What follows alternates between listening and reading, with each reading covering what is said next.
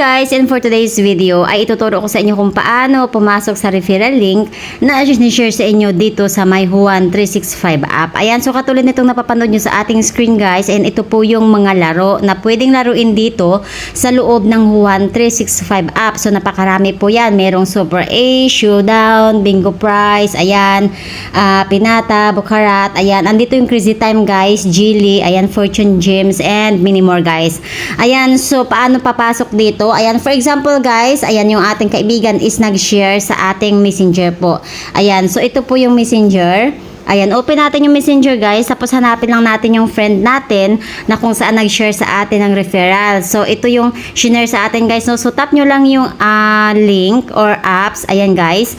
So pagkatap mo guys, mapunta ka na po dito. So bago ka papasok dito, ang gagawin mo lamang po is magsa-sign up ka lang.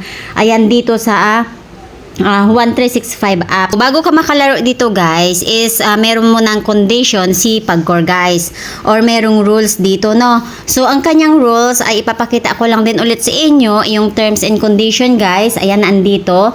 Ayan, yung player po na maglalaro is 21 above po. Hindi po tayo pwede maglaro ng 20 below. Ayan po, dahil po legal gambling po itong ating nilalaro. So pangalawa po, magsasubmit lamang tayo ng ID. Ayan, personal details guys, or personal data. Ayan, sino-sino po ba ang mga hindi pwede maglaro dito guys sa Juan 365 app. Ayan, so nandito rin po makikita rin natin katulad ng mga nagtatrabaho sa government. Ayan, yung mga empleyado po ng government, yung mga empleyado ng Pagcor, ayan, yung mga pulis, ayan, NBI, ayan, sila yung mga hindi pwede maglaro guys, no? Ayan, so makikita po natin dito lahat yung mga rules and terms and condition ni Juan 365 guys. So pangalawa guys, mag-prepare lang po tayo ng valid ID.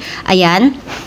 At yun nga, sinabi ko kanina yung personal data and cellphone number na ano po yung gumagana guys, no? Kasi once na nakapag-sign up na tayo or magsa-sign up, ayan, magsisend si Juan 365 ng PIN code sa ating mobile number na ginamit po.